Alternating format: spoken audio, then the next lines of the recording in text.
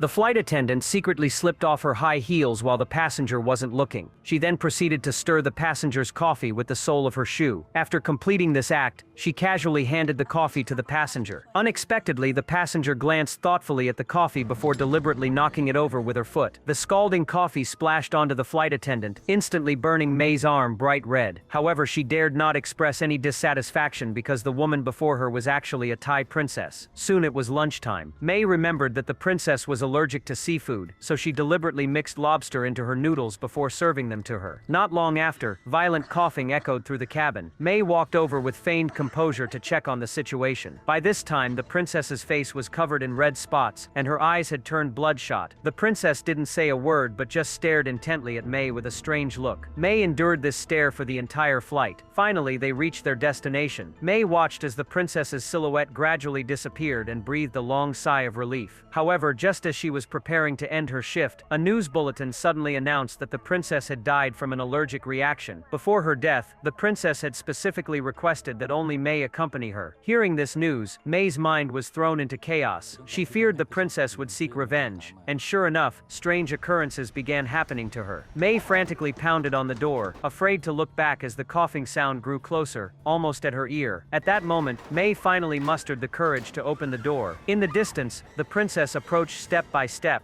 May completely broke down. She quickly grabbed a fire hammer, preparing to break the window and escape. However, the captain, seeing her actions, thought she had gone mad and tied her to a seat. The princess's corpse lay silently across from her. May began desperately begging for mercy. Soon after, that familiar coughing sound echoed again. The princess's body had somehow moved. Her corpse was slowly sliding down.